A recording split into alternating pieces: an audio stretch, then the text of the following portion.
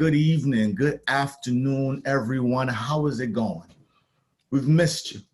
My name is Lee Olawoye. I'm the founder and CEO of Bptn, Black Professionals in Tech Network. We are incredibly pleased to have you here this morning or this afternoon, this evening, wherever you are in the world, because we know folks come from all around the world to get connected and to get engaged and to build up. I want to thank you for your engagement. I want to thank you for the opportunity to enable us to come into your homes and have a conversation with you about things that matter. I want to thank you for the opportunity to ensure that we are building community. Now more than ever, community is incredibly important. I want to make sure you know who we are and what we do, right? I want to tell you something that really matters to us. So today, we're going to talk about engineering while Black. But every day we talk about sort of being Black in America, being Black in Canada, being Black across North America. We know that sometimes things happen in our community that impacts the way we do work, the way we live, the way we function. And it's really important that we build community. So I'm so happy to be able to bring this conversation with you today and to you today. So a few days ago, something happened in our community, in our global and our North American community that rocked us all. Unfortunately, it's not new and it's not the beginning. If you are following, a man in Wisconsin was breaking up a fight, a Black man. And as he broke up the fight, he attempted to leave and he was shot 7 times by police. And that impacts all of us because that lack of safety impacts you, impacts me. Not just safety in the streets, but understanding that, safety when it comes down to actually authority and knowing that you have an opportunity, right, to actually be supported and not to be chastised or not to lose your life for maybe an error. It happens all over. This anti-Blackness is something that's real. It's something that is true, and it's something we face. The conversation we're going to have today and tonight, right, stems from this anti-Blackness.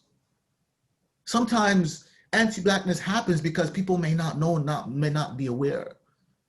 But day to day, now, moving forward, it is no longer acceptable not to be aware. It is no longer acceptable not to know. And we want to make sure that we bring this conversation to community. So this evening, I'm so excited about the opportunity to have a fantastic conversation with amazing engineers, people that are doing incredible work, right? It is going to be a fantastic conversation and I'm excited about it and I want you to get excited. If you're first time here, let me put you on game. How does Bptn work? So you cannot be passive. You are not allowed to be cooking or be doing something else and be in our event. You're not doing Bptn right.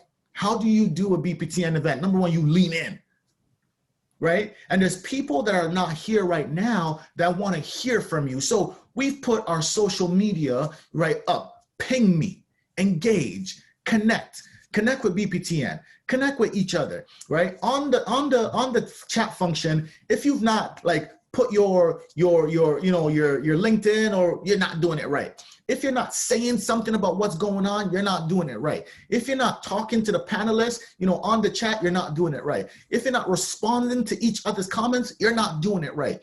Bptn is about community and about engaging community. Engaging you, build, and act. That is what this conversation is gonna be about. So make sure you add us up across our social channels. Ping us, #Bptn. Right? We are here to have a conversation. So a few housekeeping rules really quickly. So number one, you got to engage. I've told you that. You got to engage. It is important, right? Number two, if you got a question, you put it in the Q&A box. Do not put it in the chat because I ain't going to see it. Chanel ain't going to see it. put it in the Q&A box. In that Q&A box, right, that is where the moderators will see it and will be able to have that conversation with you. So make sure you put it in the Q&A box, right? Also, session will be recorded, so you'll be able to go back because these folks are about to drop some gem today. I guarantee you, you're gonna have to watch this 2 or 3 times before it all sinks in, right? So it will be recorded. You will be able to have an opportunity. Now, let's go back to some of this engagement. So remember, you want to talk to us panelists, right? When you're chatting in the chat, then you talk about all panelists. If you want to talk to everyone to see, as some of you are doing right now, make sure you have not just panelists, right, but everybody and attendees, panelists and attendees, panelists and attendees. Remember that, right? Panelists is just me. You don't want to just talk to me all night. Panelists and attendees is what makes sure that everyone sees. So let's get a pulse of the room. I like to always start with this question. So I need you to lean in, right, to your chat function before we get started, right? And I'm going to ask you a question. So the first question I always like to start with, remember, lean into your chat function, all panelists and attendees, not just panelists, right? Be ready to go, right? The first question I'm going to ask you is, what city are you repping tonight? What city are you repping? ATL, Toronto, B-Town, Scarborough, right? Long Beach, California. We see you, Waterloo, Strip, J Strip. There we go. Mississauga, Montreal, Washington, D.C., Atlanta. There you go. There you go. We see Atlanta showing up. You see Scarborough in the house. Montreal's in the house, right? Texas. What's up, Anthony? Good to have you from Texas. I got my folks up in Texas. Richmond Hill in the house. Guelph. Richmond Hill always be holding it down, right? The first question is, the second question now is Kamloops, BC, what's up, right? The second question is this. So it's been a really interesting week for us, right? Across North America for Black folks and for Black tech. I want you to tell me what one word describes how you are feeling today. One word. Exhausted, helpless, concerned. Yep, I see them all. I see them all. Good stuff.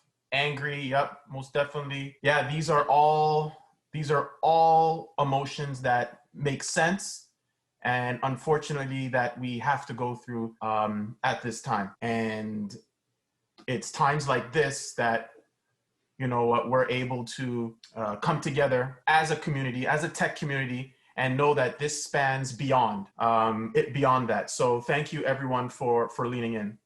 What we want to do right now is we want to start off with our first panel discussion, Journey to Engineering Leadership.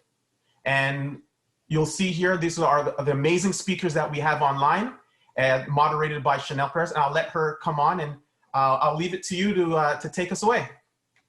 Thank you, Dwayne. Hello, everyone. Hi. Oh, hello. Hi. Hello, hello. Hi, guys. My name is Chanel Paris, and I don't know about you, I've been waiting for this all week. The music that was being played, I was moving, I was dancing. I'm just excited to be here. Lee Can, Dwayne, they mentioned it. Plug in, engage, talk in the chat, share, exchange, anything you need, just plug in. All right. So we are here to bring the energy, share some important nuggets. I'm honored, absolutely honored to be moderating the first segment, the first set of panelists. At this time, I'd like to welcome my fellow panelists, Adi, AJ, and Doria. Hello, how's everybody doing? Good. Hi, doing good, yeah. Doing good. Collectively, there are over 40 years of engineering experience on this first panel. So I'm absolutely pumped. I've had the privilege of meeting you all offline, laughing, kikiing, all that in a bag of chips. But I want everybody else to get a chance to get to know you. So when you have a moment, to share a bit about your journey, your background, and what your typical day looks like. All right, I'll start. First of all, I'd like to thank Bptn for inviting me to this very important discussion. I also want to say a huge thank you to Shopify for presenting it. I think this is great. I'm loving the conversation. So a little bit about myself. I work for Professional Engineers Ontario. It regulates the practice of engineering in Ontario. Before that, I've worked for several other companies, including telecommunications and other tech companies. I've been in tech industry for more than 13 years now, and I must say it's been an interesting journey so far. I've enjoyed it. On a day-to-day basis, I'm leading the digital transformation for the organization right now, and that includes migrating to the cloud as well. And then I'm also leading a team of IT professionals that is multifunctional. And so on a day-to-day, I'm involved in projects such as development to infrastructure, as well as day-to-day operations. Great. So happy to have you, Doria. Thank you. I'm happy to be here. You go, AJ. Yeah, I can jump in. Yeah. So hi, I'm AJ. Yeah. Thanks for having me. Yeah, so currently I'm a software, like a senior developer in the Shopify fulfillment network. So it's a product that helps merchants to fulfill their orders. So instead of like sending products to the customer themselves, we do that for them, like using a network of warehouses. And like my day, like a classic day would be starting most of the time with stand-up, so connecting with the team, also catching up with all the communication, could it be Slack or emails. In the morning, generally I like to help my team if I can, so if someone is blocked and I can help them, that's what I'm going to do. I also try to block some time to code. Then then I have lunchtime. It's something kind of sacred for me, so I try to disconnect and like go eat somewhere. And then in the afternoon, again, try to help my team. Also try to improve myself. So I try to have like, I block some time to develop myself, like do my learnings, check resources and stuff like that, yeah. And yeah, at the end of the day, usually we have hangouts with my teammates, like just to chill a little bit. And, you know, especially now that we are working from home. So it's kind of a time to just, yeah, chill and unwind. And then, I mean, before the pandemic, I would probably have gone to the gym, but now I'm mostly like gardening or cooking and then chilling with my partner. And like, as of my background, so I'm French, more specifically from the French Caribbean. So I grew up there, I moved to the mainland for university, then I worked in Paris, mostly in the e-commerce industry. Then moved to New York City, but I was still working for a French company, and now moved a year ago to Toronto for Shopify. Wow, a traveler. So yeah, that's me. Great. All right, Adi, you're up. Yeah, I guess like no other choice to go now. So yeah, hello guys, and thank you, and of course thanks Bptn, thanks Shopify for having us. My name is Adi. I'm originally from Senegal, West Africa. I've been in the US now since 2000, been coding professionally since 2001. So yeah, and a typical day-to-day, I'm mostly like in the front-end engineering side, even though I can fool myself in thinking that I'm a full-stack developer. I have never really met a real full-stack developer, so, but that's for another day. My day-to-day really is that I think of myself as a firefighter now, because basically there's like a lot of fires to take care of in the morning when we have like development cycles or like release cycles, make sure that everything is in there. But the part that I like the most is the support that I do to the development team during those time. You know, it's a very special like bonding time, and it's good to have a good team around you and good teammates around you. And yeah, I've been trying to wake up as early as possible, sometimes 5, sometimes 6 in the morning, you know, and just either reading something or, you know, just meditating, starting my my tech day around 9, try to disconnect by 4 or 5 so I can have some time with my daughters. and just chill after that. I'm in Atlanta, Georgia. The weather can be a little like crazy sometimes, but it's a beautiful place to be. So yeah. Oh, great. So I like that AJ said that his lunchtime was sacred, and I believe the same. Talking, sharing, swapping stories over food is important. So I'm gonna lay the scene a little bit. You know, we're not at a Zoom call. We're not in the middle of a pandemic. None of this is happening. We're all at our favorite restaurant having drinks after a long week, and we're just sharing our experience. So feel free to just let it roll off your tongue and share whatever you feel like needs to be said, especially in this time. So for Black folks, the glass ceiling, so to speak, may as well be made of concrete. Which is why conversations like this are so important. It is difficult sometimes to look around, and as you go higher and higher on the leadership scale, you're not necessarily represented. There are challenges with being Black engineers, or challenges with being Black. There are a few things that come into play, and a lot of things that we want to talk about today. But just focusing on the biggest challenge, my first question for everyone is, what was your biggest challenge as a Black person in engineering? I can jump in. Like, I think for me, was being seen as an exception, right?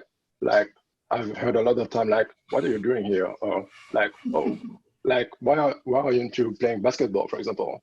Especially, like, I'm very tall, so like, I've heard that a lot. So, and like, having like kind of, not this idea, but like the realization that you're not being or not considered legit because you're the one, right? So for me, that was, I think, one of the biggest obstacles, like saying, yeah, no, I can do that like as good as anyone else, right? Mm-hmm. I'm not like an exception, or I'm not, I don't know, I'm not a UFO or a unicorn, whatever, right? So yeah, you've earned your spot. Yeah. You've earned your spot. Yeah. Yeah, I mean, for me, I guess for me, it was just like, I felt like I always had to defend or justify my intellect, you know, so the thing was, it got to the point I really started hating the word, like, oh, he speaks so well, oh, he's so eloquent. It's like, the thing is, we got there for a reason, but the challenge has just been always that odd look of like, what is he doing in this? Is he even in the right meeting? Sometimes even meetings that I called upon, I'm the one who's leading the meeting. People were thinking, is he in the right meeting? So there was that. And to me, I think when I kind of muted that, the biggest challenge became like how I become satisfied about myself. Nothing was ever just the right thing. I could like score an A+ if that was a challenge, and I was like, is there an A++ there? I always felt like I had to prove myself more and more, and you know, and that led to a lot of anxiety, to a lot of stress, to a lot of why, I mean, I'm not fit for this, because I was never satisfied. I could never celebrate a small win, because to me, I had always to have big, huge wins all the time. And that became like a very, very paralyzing at the moment. So I think that was one of the biggest challenge. And very scared to grow too, because anytime I was just about to go to the next step, I was like, maybe I'm like shooting way out of my league here. I should be comfortable here already. So why would I even want to go further than this? So yeah, those were the hurdles. Yeah, it can bake in a little bit of fear. It can kind of bake in some second guessing. I understand. Yeah, so for me, I must say that I've been fortunate enough to work in some of the teams that were really collaborative. But my biggest challenge has been upward mobility. You know, a situation where you know you're ready for the next role, you're ready for the next level, and you pursue it, you go for it, but it just doesn't come through because people are always telling you, no, you're not ready. So for me, I would say upward mobility has been a challenge, but for anyone who may be going through the same thing, what I say is just keep trying, never stop, keep trying. Yeah, keep pushing, and keep pushing. Yeah, those are wonderful words, Doria. And I've been an engineer for 10 years, but I've been Black my whole life. And when I exist in some spaces, I feel like an engineer, and it fulfills me in so many different ways. But sometimes there's these moments where it kind of clicks that you feel like the Black engineer. You feel like you kind of look around, or maybe you're asked to speak to certain experiences, to speak to for your entire community. And if you're comfortable with that, there's nothing wrong with that. But sometimes you're kind of just sucked out, and you really feel like that. Have any of you experienced something similar? Anything that you want to share on? Yeah, so I grew up in Zambia. I was born and grew up in Zambia, and I did my first degree in Zambia. And so when I was in Zambia, it was predominantly Black people. So I never once did I wake up thinking I'm Black. I was just a human being. But when I came to Canada and I started doing my master's degree, I was one of 2 ladies, first of all, in a class of 28 students. I was one of 2 ladies, and I was the only Black person. And so I began to stand out, and that just, I realized I'm Black. I'm not just a professional. I'm not just an engineer. I'm a Black engineer. That's when it dawned on me for me. Yeah, I would say for me it was kind of the same. Like I also grew up in like predominantly Black territory, country. And moving to France, like the mainland, like I realized I was standing out as well. And like I realized also that people wasn't seeing me for me, but like they were saying my color, or like they were saying the cliches they had, like on Caribbean people, for example. Mm-hmm. And like, so for me, like never feeling like I was different, and then everyone coming to me saying, hey, like, what are you doing here? Because, like some people already like did that to me, like this gesture, right? Like some people told me, yo, like you people, blah, blah, blah, like you people shouldn't do this, or you people shouldn't do that. And like, I want to kind of echo what Adi said earlier, when it gives you anxiety. For me, I also had like anxiety to fail because of that, because like some people already told me, oh, if you fail, it's not you, it's your people. And like someone told me one day, I felt at something, it was something stupid, but anyway, I felt at it. And like someone told me, oh, I knew you, like you people couldn't do this. I was like, so yeah. You have to find. Yeah. You find that you're fighting battles. Yeah, that's crazy. And at least you sometimes have some people who even voice it out. Mm-hmm. But the worst are the ones who think it and don't say anything about it. Mm-hmm. And will do anything in their power to show that like you are not complete, that you are not perfect. Where, if they just look in the mirror, they know that nobody is perfect. Mm-hmm. But perfection is expected of you every other day and in every single thing. To me, the very first time, coming from Africa and being in California was, depending on what side of California you are in, it was kind of diverse. So there was not really like a, hey, you Black moment, but it was like the stereotype. So to most of my friends, I only talk about computers and like, JavaScript most of the time. So I'm very boring to my friends to know me like directly. But in those circles, I was expected to be the entertainer, for some reason. As soon as they saw me, oh yeah, we're gonna have a good time, ID is here and stuff like that. And I'm like, no, I'm not here to have a good time and everything like that, I'm here for my intellect. So there was all those little things, or like when we go to restaurants and stuff like that, there was all these like stereotypes that like came along with it, that even people would like be friend with you because of your Blackness, not because of your intellect. So yeah, there's a lot of those, like, we could talk about it all day, but yeah, just that one like came out right now in my head. And you touched on a few things there. You mentioned battling the stereotypes, fighting the stereotypes, and that perfection is expected. And that weighs, that's a heavy cross to bear. It weighs quite heavy, which kind of rolls me into my next question. What are some of the things that have deflated you? I mean, the biggest one for me did not come from I saw one time a younger engineer who just did not believe in himself. And to him, the ceiling was very, I mean, and that really hurt me because he was very close to me. I mean, he's still close, he's in another field, but he really let it get to him, you know, to a point where he was not able to function anymore.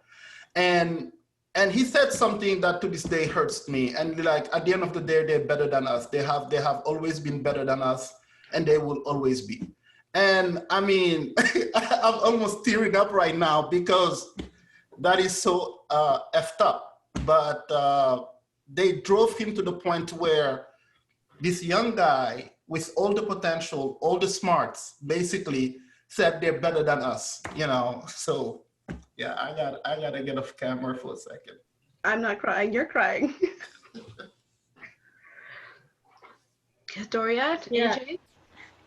Yeah, so there's a lot of challenges that we have to deal with. For me, it's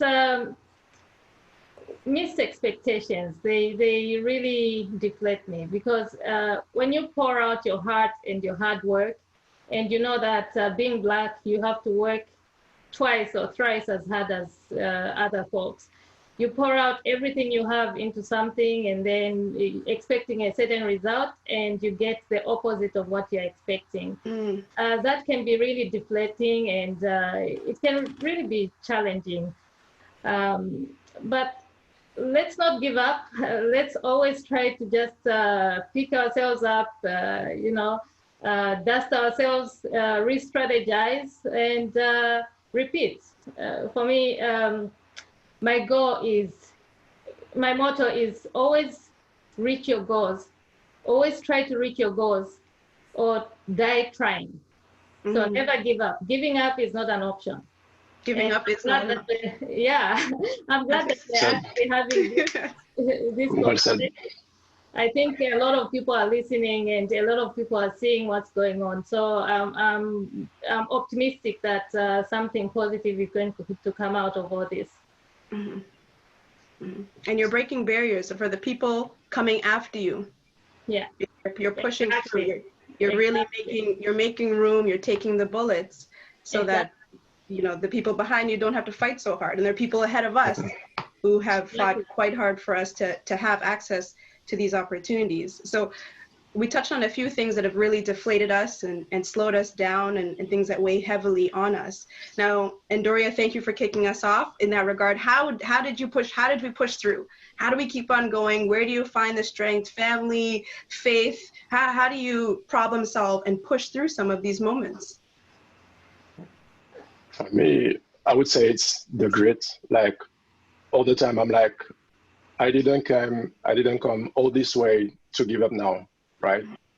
So, and sometimes like you've been thinking, you're like, oh, like it's tough, or like I'm feeling deflated. Like I haven't said why, but I felt that multiple times, or quick like detour. But like for me, there was a time I was completely deflated because I felt like people wouldn't accept the human part of me, right? So I could bring my brain at work, but like nothing else. And I don't know, sometimes we were talking about police brutality before, for example, and not a lot of people know that, but in France it's the same. It's harder for police officers to shoot at people. But like I've been harassed, I've been controlled dozens of times, I've almost been killed, right? So, and sometimes like these kind of things affect you, but like you're not allowed to bring that, right? And sometimes people would be like, oh, why are you feeling down? Like, I don't know, something happened to me. And I would say, I don't know, something happened with the police. And we're like, no, it's not like that. I'm like, I know what I'm like, I know my life better than you, right? And people will be like, oh, it's not like that. And actually it's making me uncomfortable. So let's stop talking about that. And like keep having like hitting this kind of wall. I was like, yo, it's hard for me to deal with that. And there was also like the technical side of things when like you pushing, like you proving, like just as Abby said, like you're proving time after time that you're good and stuff like that, but you don't get credit for that, right? And that was the other time I was completely like down. And each and every time I was like, I didn't go all the way to give up now. Like coding is my passion since I'm a kid, right?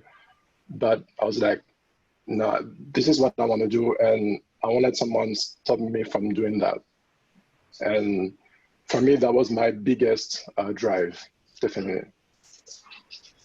And AJ, I like that you said that you've been wanting to go into engineering and code since you were a kid, since you were quite young. I remember seeing the movie Honey, I Shrunk the Kids, and I was like, wow, I thought this was, I didn't think it was real.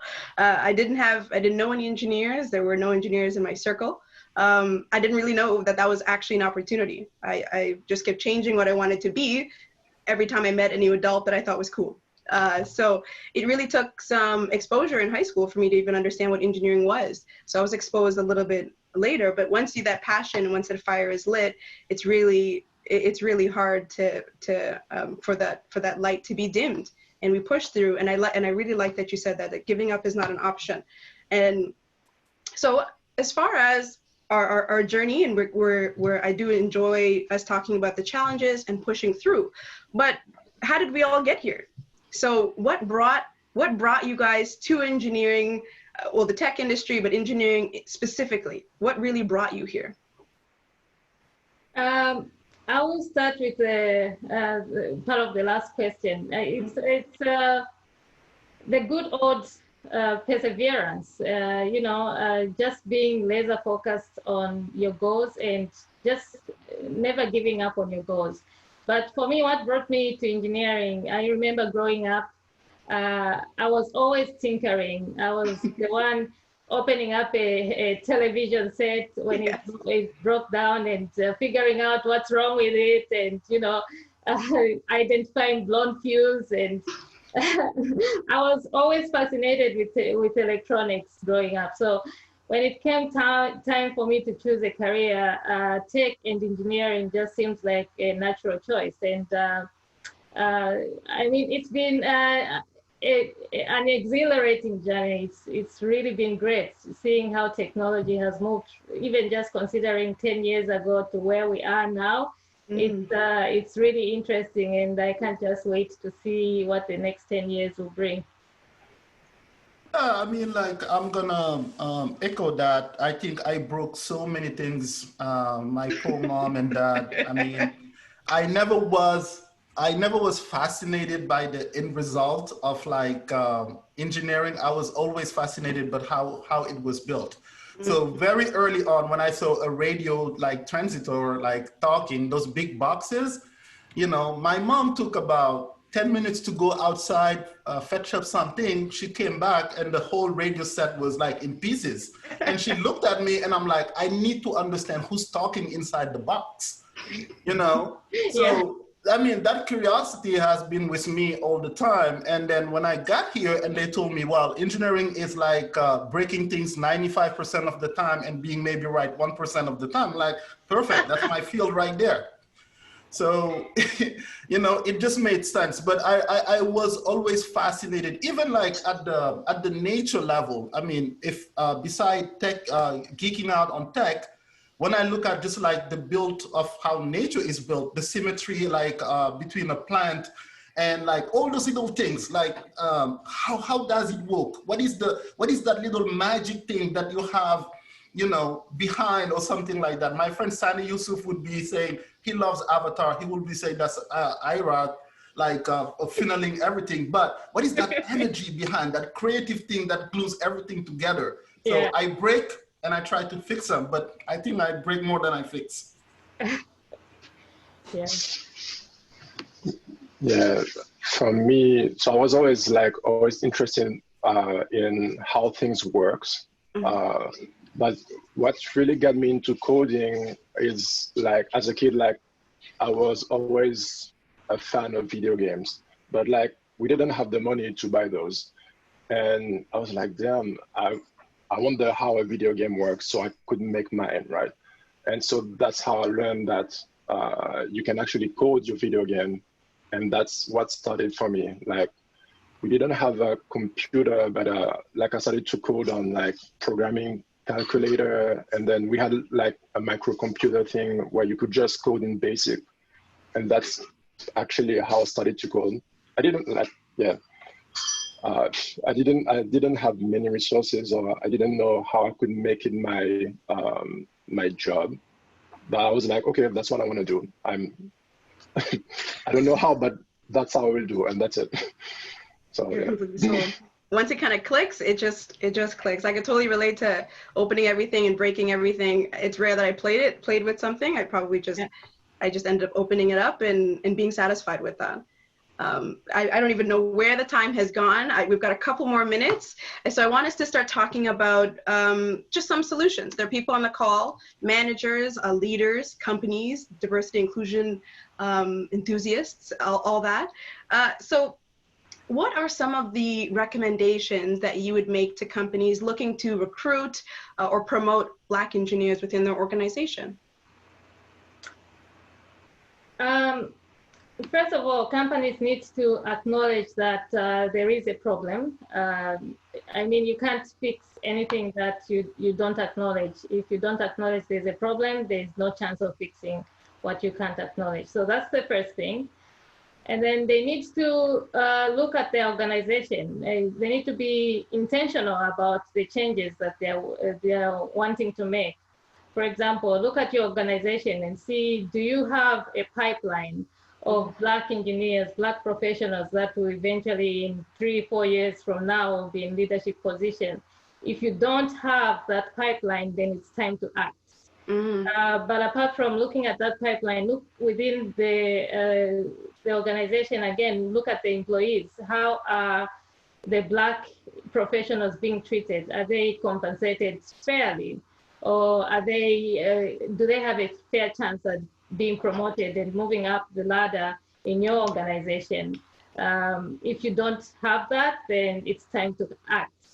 Now, when you look at the whole population, companies need to look at the whole population as a talent pool and not just a certain demographic for certain roles. There's a lot of missed opportunities, missed business opportunities that are going on right now because they're not really being inclusive. But just look at the whole population. I'm hoping that 10 years from now, 20 years from now, our children and their children will be proud of what we have done. I think this is a good step. We have started the narrative. We can change the narrative. We have started the conversations, and everyone is becoming more aware. I'm hoping that 20 years from now, our kids and their kids would be proud of what we have done. Time to act is now. Oh, that's wonderfully said, Doria. AJ, Adi, we've got about 30 seconds left. Anything else you guys want to toss in?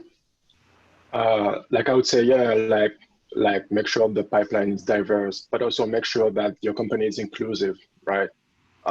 Because like it's not enough to just have Black people. Like we need to be included, right? Because like for example, one of the company I used to work for, like everything about culture in the company was toxic to us. Like, for example, it was kind of okay to crack racist jokes or sexist jokes, for example, and stuff like that. And I was like, how, like, I don't feel comfortable in your company. Why would I stay? So I feel you need to have an inclusive environment to make it work as well, right? So inclusivity. Yep.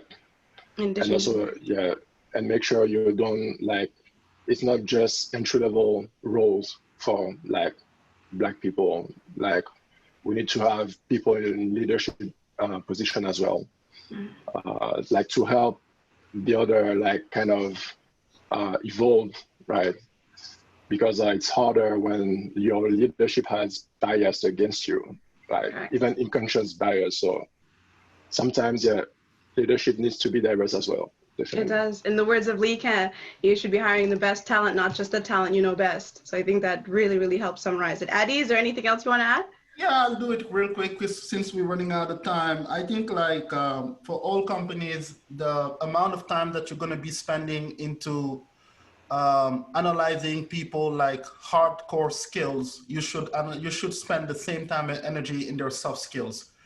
If you have jerks, you don't want to have them in your company, regardless if like, you know, the thing is, you are advocating like, you know, something that is done by human being, and then you have to protect that ecosystem, you know. So spend as much time in the soft skills, and then make sure that the people you hire are gonna be like representing the banner that you wanna have as your cultures. If you let jerks in your company or racists in your company, and you did not see the sign, you know, you're not getting away with it. So you know, be very selective about the soft skills as well. Great. That is a perfect summary. Just in summary, pipeline, be inclusive, include others, and focus on the soft skills. Don't hire jerks. All right, everyone. Thank you so much for sharing this space with me, and I'll just toss it right over to Lee Can and Dwayne. Awesome. Wow. Thank you so much, team. Now, great job. Thank you so much for a wonderful conversation. We know, you know, the work that Andy's doing, that Doria's doing, you know, AJ, they've moved the needle, right? As we now go into the next level, there's an opportunity. We're beginning to see that, you know, we do see some Black engineers in an executive rank, but now there's an opportunity, not just, you know, to be an executive rank, but like, how did we get there? Because companies want to know a few things. Companies want to know, so how do we get more senior engineers? What are the blind spots? What are we not seeing? How do we become a little bit more intentional? These three panelists are going to go to town. They're going to have a conversation with you, right? I want to welcome Richard, Tanya, and Eric to the BPTN stage. We're going to talk about engineering while you're an executive. What are the things that are happening? What are the things that you are seeing? What are the things that are getting in the way, right? So I'm really, really excited. Welcome to the stage, everyone. How are you doing today? Doing great, man. Doing very well. Thanks for having us. Yeah, thanks for having us. So please, Richard, I've been waiting to have you on stage. It's been like years trying to get Richard on stage. So I'm going to get everyone to firstly introduce yourself. Richard, I'm going to come to you last because I've been waiting for you for a minute, right? But I'm going to start with Eric. Eric, in 20 seconds, let the folks know, like, what do you do? Who like, what is your sort of background? Tell us a little bit about you, Eric. Yeah, you got it. My name is Eric Richmond. I'm the Director of Engineering for Shopify Plus, the B2B division.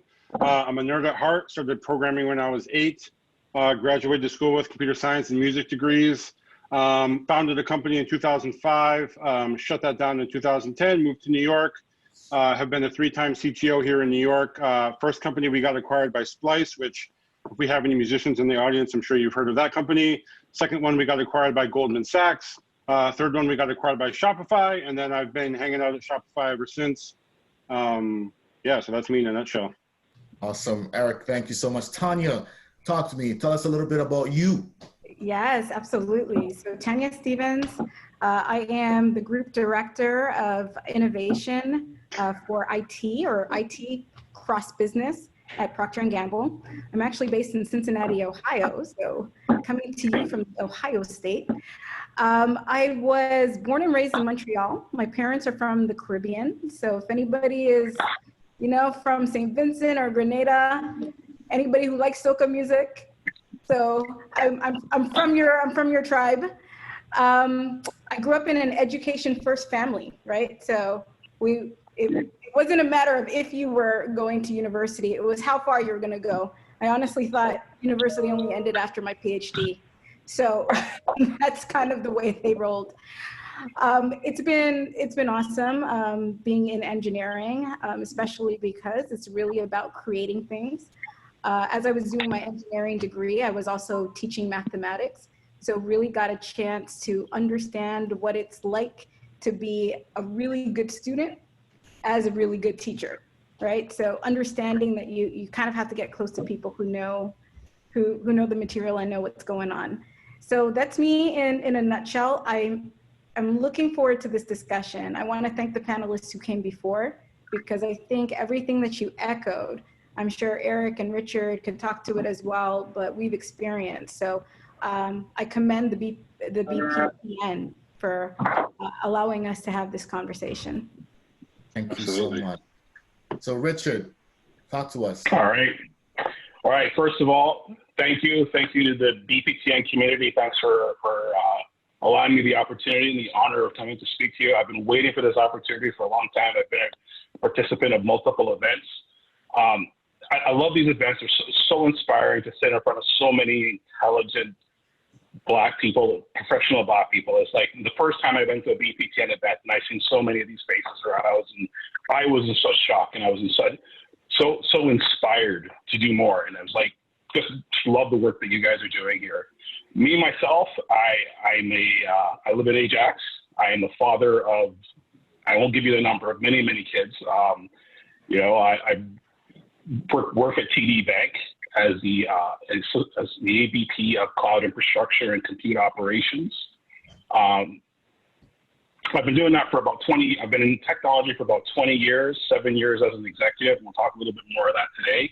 What I do want to impart on everybody today, I hope to get to share with you all, is my journey to show you where I come from and where I'm heading, where I am heading. And really what I want people to take away is that if I can do it, you can do it. It is very possible.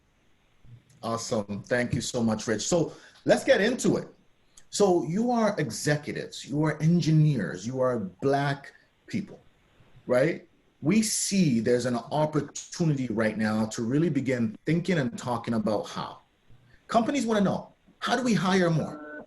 How do we get more of you senior engineers, right? What is the barrier that you've seen in your journey to executive, right? That you're like, here are things we see very, very clearly, right? That we need to shift in order to actually see more Black engineers in executive roles.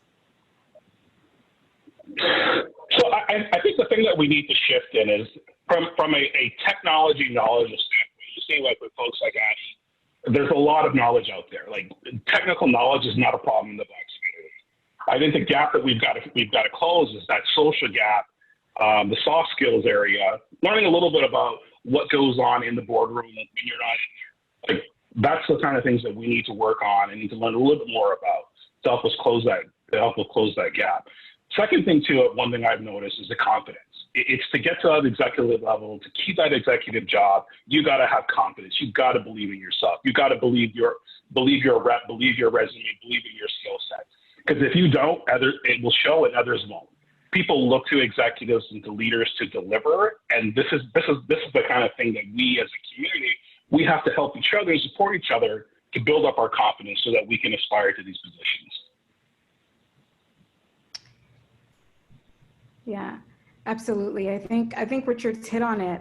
What I'll also say to you is, when we're talking about moving through levels in any organization, no matter which one it is, really the perspective at level 1 is different than the perspective at level 2 is different than the perspective at level 3, right? And as you continue going up all the way into the executive ranks. And it's intentional, right? Like the entire society is built on a hierarchy, right? Like there was a system through which that was already planned.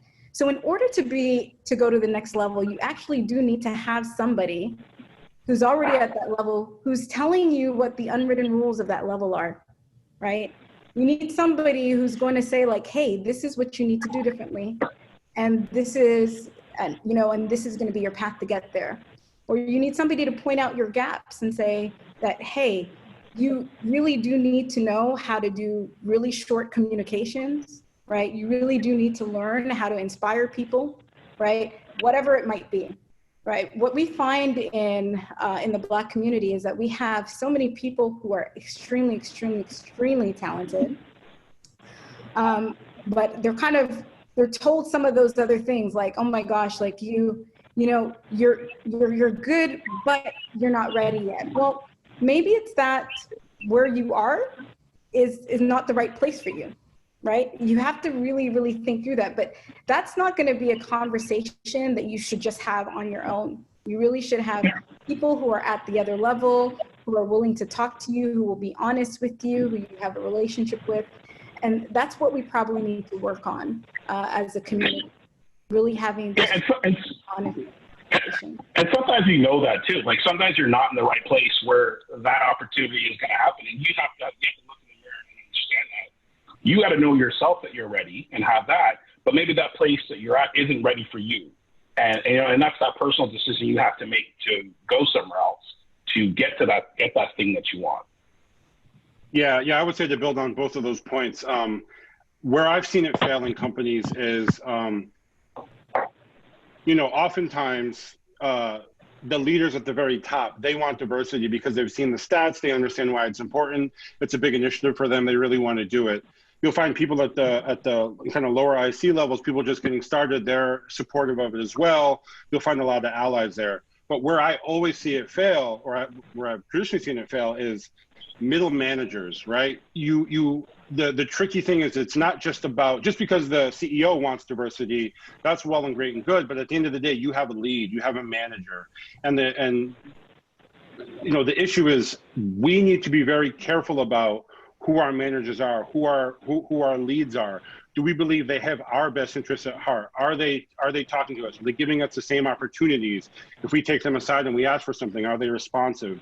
You know, the truth is there's a lot of people in that middle layer that they're privileged. They maybe grew up with, you know, silver spoons in their mouths, and they think that they've earned it. And when they hear diversity, they think that we're getting something, right?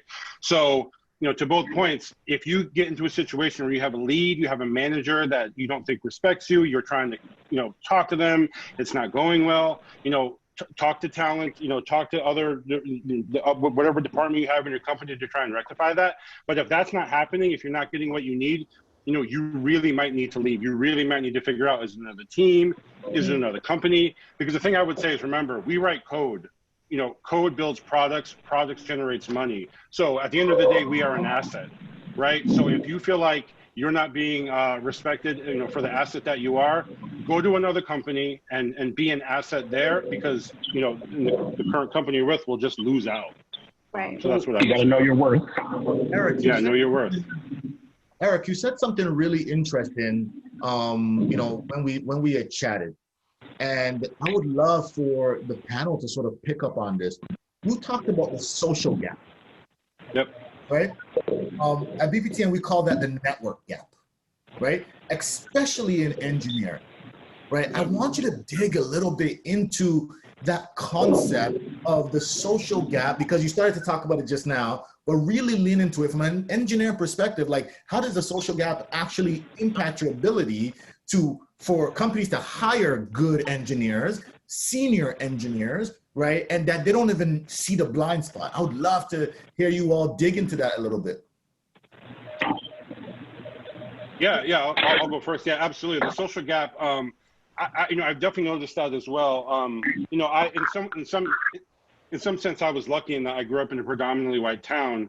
I was very, you know, kind of fluent and used to hanging around white people. I've noticed a lot of my other Black friends who grew up in predominantly Black neighborhoods, just understanding the cultural differences between Black and white is actually quite difficult. And the way that you see that is, you know, either feeling out of place at events, like, for example, like beer gardens is something I never really experienced until I kind of got into a white world. Like, people like to go to beer gardens or like wood-fired pizza places or something. Like, it's just not the thing that I did growing up. And but I was kind of comfortable in those environments. And what I often find is when when Black professionals get in that space, like, we're maybe more reserved, we don't know what to say, we don't know what to do. But you know, the problem is those are where those bonds are created, right? People are drinking, they're hanging out, they're getting to know each other, and they're making those bonds. And those are the things that can kind of, help progress you, especially as you get into the higher levels of companies. So, just reducing the social gap, it's really about finding people that you relate to, right?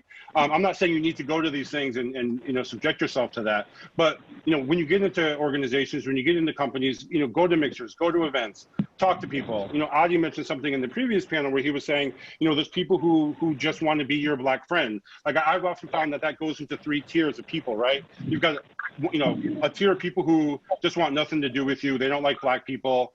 Ignore them, get as far away from them as possible. You have this other tier of people who will come up to you and they won't ask about the tech piece, but they'll be like, hey, you see that Lil Wayne dropped a mixtape yesterday? And you're like, hey man, I'm trying to debug a database right now. Like, what are we talking about? Again, push those people to the side. When you engage with people who, talk to you about technical things, talk about technical things on your level, ask your opinion, invest in those people, right? Because those people have friends who probably think like them. So if you can invest in those kinds of relationships, meet their friends, and carve out your little, just carve out the best network you can. But I think one of the main differentiators is we don't have the optionality of talking to anybody. And we have to be pretty targeted, pretty selective, and pretty thoughtful about who we invest in, because sometimes that investment isn't, it's not equal. Mm-hmm. Yeah, I think that's right. And what I would add to that is that part of being able to forge connections with people is being able to find some form of commonality, right? So in a company, I think Eric mentioned it before, but I really want to underscore it. In any type of company, regardless of whether you're in a startup, you're at a nonprofit, or you're at a for-profit company, understanding the business of that company and how they make money is huge, right? Everybody is interested in their stock price, and everybody is interested in what you're doing to contribute to their bottom line, right? Being able to even just tell a story around that, like, hey, this is what I've been able to deliver for the company, immediately forges a connection, right? So let's always make sure we know how our company makes money, and not be afraid to talk what we've done to contribute to that, right? Yeah, and I just, the thing of that too is keep it to the tech. Like anytime you have an opportunity to showcase who you are and what you know and what you've done, use that as an opportunity to promote yourself. Always be promoting, because when you promote your results, you promote the things that you've done, you can change that conversation. Like, my kids are not in hockey. I don't go to college. I don't have a boat. I don't have a $20,000 bike. But, I can talk about the things that I delivered. I can talk about how I saved the company money. I can talk about the new technology innovation I brought forward. And I'm going to change the conversation. So I think the most important thing is when you find yourself in those situations, take control of that conversation. Flip it. Bring up that Lil Wayne mixtape. If you want to engage, engage. But if you use that as an opportunity to talk about what you've delivered, what you've done, and the value that you brought. So sorry, Eric, I just wanted to jump in. There's a bunch of questions here. I just want, folks are asking a million questions that I'm super interested in having you sort of speak to, and all of you speak to. So how do you handle decision-making as a senior engineer and as an executive engineer? Like, you are under the spotlight and scrutinized a little bit more, but how do you handle decision-making as a senior engineer? Off, if you like. So, I mean, decision-making is absolutely part of every single level, right? That you're engaged with. I think what happens though is sometimes people feel like if I make the wrong decision, right, the entire world is going to blow up. And honestly, to be frank, sometimes, you might have a management stream that makes you feel like that, right? I think whenever you're making a decision, right, you're making a decision based upon the information you have at that given point in time, right? And as long as you could justify why you made the decision you did, even if at the end of the day it's wrong, right, you'll be able to say, well, hey, with more information, here's the other decision I would have made, right? But at this key point in time, this is what I would recommend, right? Yeah, and just be data driven. Like, when you're an executive, you were hired to make decisions. You were trusted to make decisions. So you have to be confident in your decision and have that data to back up why you made the decision. Try to keep it black and white. Absolutely. Yeah, absolutely. Yeah. Data is everything. Actually, data is everything. Data is the one thing that will allow people to be on the same page with you. Yeah, absolutely. And I think you touched on something really important there. I just want to expand on is that, we don't make, it's okay, you're going to make mistakes, and mistakes are not the end of the world. I've made so many mistakes along the way, and it's how you recover. That's the important thing. You have to know how to recover from those mistakes, how to rebound, how to explain your decisions with the data. It's all part of that evolution of being an executive, being a senior decision maker. Absolutely. There's two types of decisions, right? There's type 1 decisions and type 2 decisions. Type 1 decisions are things that when you do them, you can't get back from it, right? It's like, we're changing databases and we have to delete the other database. So if this fails, we're just out of luck. There's also type 2 decisions, which are decisions that you make that you can always kind of back out of if things don't work well. One thing is, especially as you're kind of more, making executive level decisions, spanning multiple teams, or, it might, this might be a $5 million gamble. You want to try and turn those type 1 decisions into type 2 decisions as much as possible, right? You always want to give yourself optionality, ways to back out. Richard and Tanya have great points, have data points. There's a lot of kind of pre-warming the exec level, right? If you're going to make a big decision, try and get some time with, someone in the C-suite, say, hey, here's what I'm thinking, here's what I'm thinking I'm doing, like just get the temperature on it. But yeah, it's about, it's just about making decisions with the best data possible and giving yourself optionality. And by the way, I will say too, a philosophy I've always had is, this is going to sound extreme, but I would actually rather getting fired making a decision that I fully believe in than kind of getting dragged into a decision or just not having a strong opinion on something and getting fired anyway, right? So, there's another aspect of it too, which is like, make your decision and commit and work as hard as you can, because inactivity, especially at the director plus level, is seen as like, that's not what we hired you for. We hired you to make big bets. So, and that just comes with time and confidence. And, I've made 10 million errors when I was programming, and then, I made 1,000 architecture error decisions. Then you learn from those, and over the years, you just kind of get a spidey sense for what's right and what could go off the rails. Right, absolutely. Well, one of the things, especially because we're talking about Black executives in technology. So as you guys know, I think everybody has seen what the numbers look like, right? There's less than 2% Black executives in the Fortune 500 companies today, right? So when you think about that, just that number, right? 1.8% of Fortune 500 executives are Black. That's a shocking number, right? And if we're going to use data to talk about that, well, 13.8% of the population is Black. So it's very easy to see there's a gap if we're talking about what we need for representation. But because we're able to have that data point, and you're able to talk that data point, and it's objective, right? The data is there, people get it. That's when you could get people together on your side to make an imperative or a strategic decision to do something different. So if you're able to use those numbers and then say, well, hey, at every single level of the organization, we want to have representative. Well, what does that mean?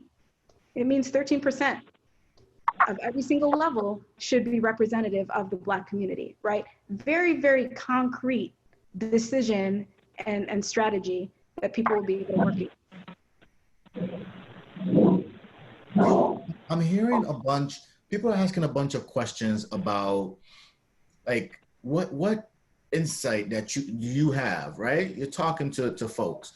What insight do you have around like the areas that are sort of exclusive that Black engineers should be thinking about sort of going into, like in engineering? They were talking about AI perhaps. Are there any other, areas that, folks should be thinking about right now to say, man, you need to be like leaning in over here. We see something around the corner in this sort of area that you should be really thinking about?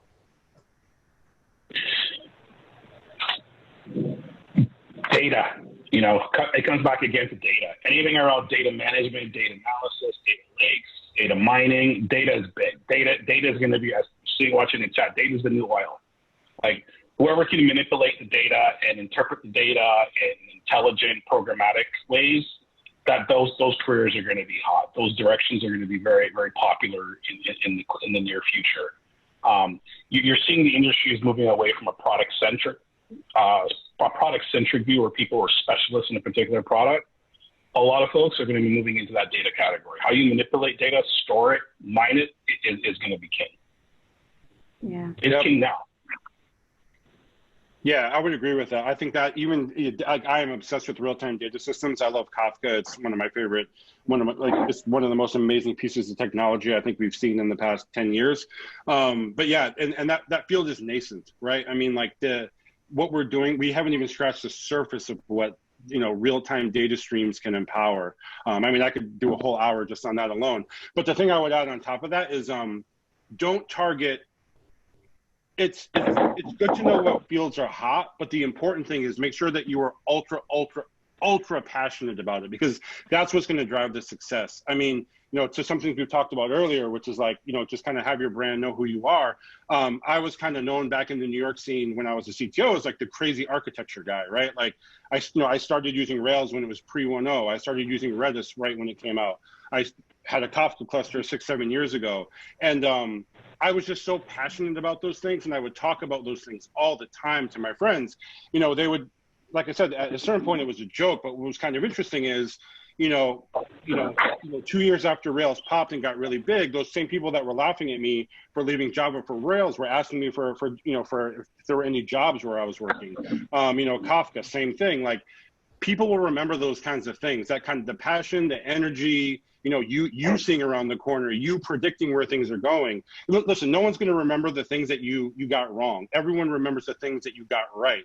So again, when Kafka became the thing, the number of people who came in and asked me, hey, can you come to my company and consult and help me figure out this Kafka thing? Because they remembered I was talking about it 3 years ago and explaining it to them. So I think just as important as finding the hot thing, let's find the thing that you're so passionate about that you just want to talk about it to everybody. And whenever anyone thinks about you, the first thing that they think about is that particular, that field or technology or whatever. So you basically become a subject matter expert in their mind. And then at that point, it's yours to lose. You've got them thinking you are that. And then it's just up to you during that conversation to either prove that you are or you aren't. And if you're prepared, you're good. Exactly. You hit the nail on the head there, Eric. It's like, it's whatever field you pick, be the best at it. Spend all your time researching and developing your talent. The same way you develop and train your body for training for a sport or something, you got to train your skill set to be the best. You got to shoot to be the best and believe that you are the best. And again, it's one of those things where confidence does win. And when you're working with the leading edge technology, you're confident in the delivery of it, understand it end to end, and you can explain it. It speaks volumes to your capabilities. Absolutely. And then how you apply that to the problems that your company is trying to solve or that your startup is trying to solve, that becomes super important. So for me, in terms of the different technologies, in addition to data being king, I look at artificial intelligence. I think the things that are happening in AI right now, the models that are being created are insane, right? It's like, if every single business is going to be transformed. So if you're not looking at that, then there might be a little bit of a gap. The other area I work in is blockchain. It's a very early kind of new technology still, but the use cases, the problems that it is solving, right? So blockchain is what underpins Bitcoin, right? So if anybody owns cryptocurrencies here, you would have seen like the numbers for Bitcoin going up pretty high during the pandemic. But, and listen to this, like when you're talking about the different vaccines and making sure that the vaccine that you're getting is authenticated correctly, you want some type of technology that allows you to know that is actually true, like you got the real one. Right? These are all future technologies, but there's problems that they could solve today. And because you're interested in it, whatever that might be, go ahead and figure out how to solve a small problem, right? I honestly believe everybody should have a side hustle, because side hustles help you not be stressed like at work, but explore separately in a more kind of calm environment. And if you do that, the things that you're going to discover, and now that you're the expert, the things that you're going to be able to share with people I mean, really, it puts you in a different realm of connection. So what I'm hearing is you gotta like just lean in and be an SME. Like don't follow trends. Focus on setting some of those, right? You stand out already. You're black already. You already stand out, right? So you might as well just stand out, right? It's already interesting. Like you're already, the melanin already shows, right? So you might as well just stand out, right? And be a SME. Now, Tanya, you said something as we were chatting earlier that I want you all to speak to. You spoke about what I've learned being in corporate America. We can call that corporate America, we call that corporate Canada. Like those things, you're like, man, why didn't nobody ever tell me this? Why didn't we learn this stuff where we cut, like that conversation I want to have. Like, what have you learned, as executives in corporate America, corporate Canada, that no one told you about until you just have to learn it by doing it? Yeah. Relationships are big. I'll start. Okay. Oh, sorry, Tanya. No, you could go ahead and start. It's all right. I could come back. I just like the thing that nobody told me, and something I learned and observed over time is that relationships are key. Like especially when you're looking to move up that ladder, whatever ladder you choose to move up. You look at some of these companies, the executive club, they move together. When the head guy goes, he brings his people with him. So you start to see, well, why does that happen? It happens because they build up trust and relationships with each other. So when Eric becomes the CTO of a company, I'm going to tap on Eric. Eric, bring me along with you. Let me be a senior executive at the company you're a CTO with. That relationship and that trust, that was something I didn't realize until very late in my career, until not too long ago, how important it was for in developing these relationships. Yeah. I would also say, I think that's absolutely true. And I'll tell you, I mean, I think what I had mentioned to the folks before is like growing up in our family, and our family being from the Caribbean, when my parents brought people over to the house, there were always people that they liked, right? Like people who were friends of theirs maybe at work, right? There was a disconnect for me between socializing maybe with people who you don't always get along with, right? And I do actually think that that's part of it as well, right? Like you have to be able to get work done with people who you might not see eye to eye with, right? And you also have to be able to socialize with them a bit. It's not about being inauthentic, right? But it's about, hey, is there one or two things that I could find that, makes that common?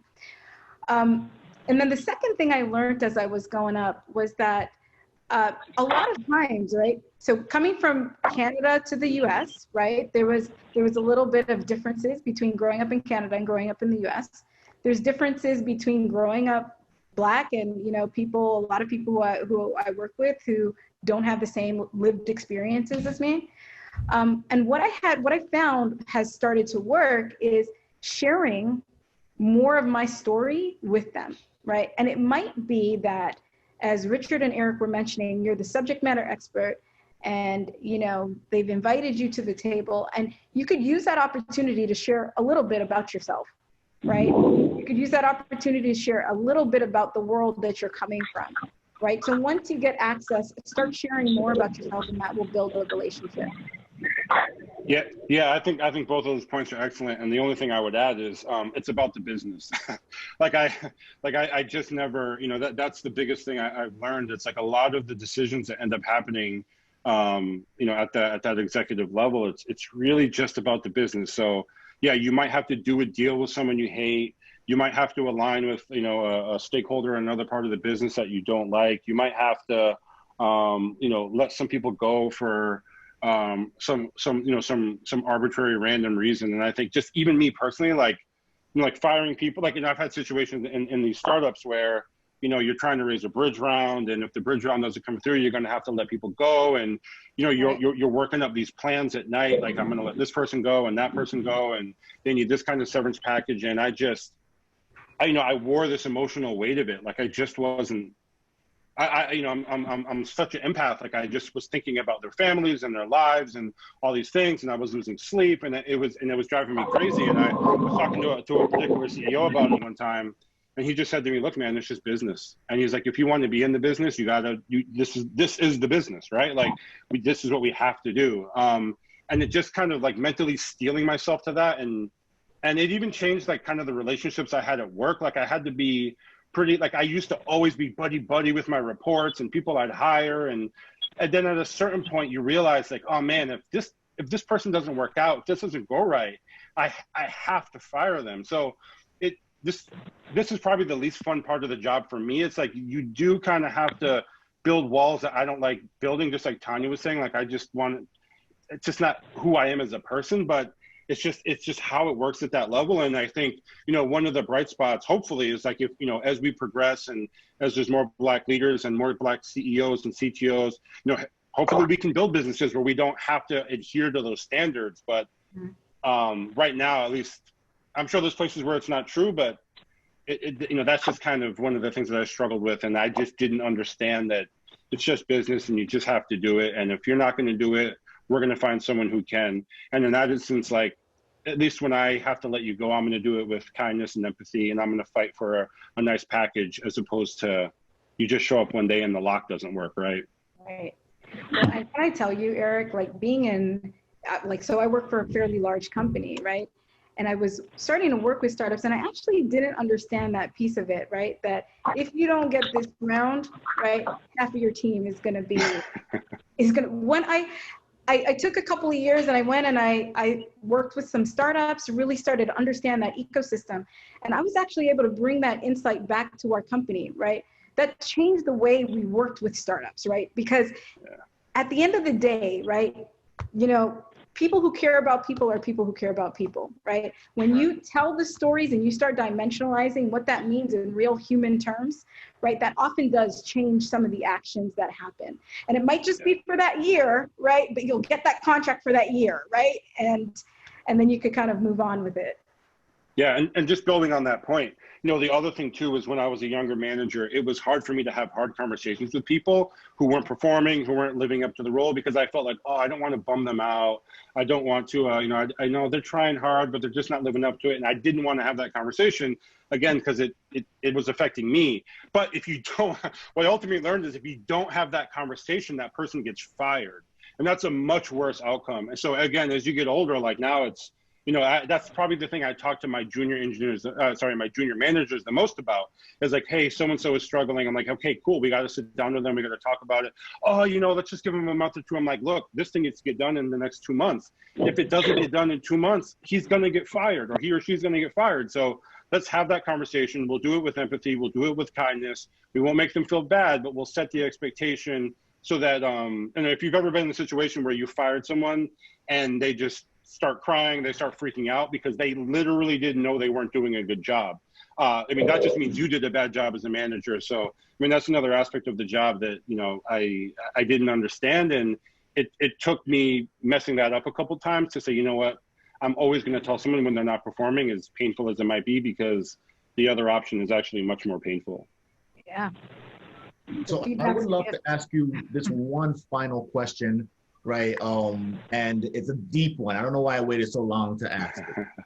So, when do you go beyond white validation? Right? When do you go beyond, like, it is, I'm the shit. I'm actually really good. And nobody needs to tell me that, but like I kind of know it, right? Like when do you go beyond that and just free up and do you? I'm sure folks want to sort of know, be like just your authentic self, your full self, because then everyone is better for it because you are your full self. For me, it was early on, and it's just who I am. I've never needed that validation. It was never an important thing to me. And I don't know, I think it was Tanya that had said it on one of our earlier calls. It was when I realized that I was just as good or better than most of the people in that boardroom, that was an inflection point for me. And every time I went up, or every time I brushed up against a higher level, if I started working with VPs, you're like, oh, shit, I could do that job. Then that would help my validation. When I started working with the CIO and the CTOs, I said, yeah, I could probably do that job. Why not me? So, like, for me, the white validation thing was never an important thing. I think where the white validation comes in is occasionally in spots when you get that little bit of disrespect or that little bit of microaggression. That's when you're like, hey, but for me, when that happens, I'm not afraid to go and check that person. Like, I'll tell you a quick story. I had a vendor come into our office, and we were able to go in the office, and they were pitching us something, and they were speaking directly to one of my managers. When it came time to get the answer, I got up and walked up to them and said no. And they were shocked that I was the one that was making the decision. But I think it's important that, and I know it's easier said than done, we got to not look for the white validation, right? I mean, nobody else looks for that validation. We shouldn't look for it either. We should look for the validation of ourselves. I think where I think it's important, I was going to end off on this, is that we need to validate each other. I know it's very cliche, but we need to support each other. One of the reasons why I like to bring in people that look like me into my company is that you start to build up that internal support network, that internal base that backs you up. And what I love about BTN is that we all support each other. That's an enterprise community that looks out for one another. So build up that base. We don't need that white validation. We need our own validation so that we can move forward and survive. Mm-hmm. No, very good. I'll also add to Richard's points that when you understand how a system works, it changes how you navigate that system, right? So, for example, everybody here went to high school. You're in high school and you're probably doing well in school.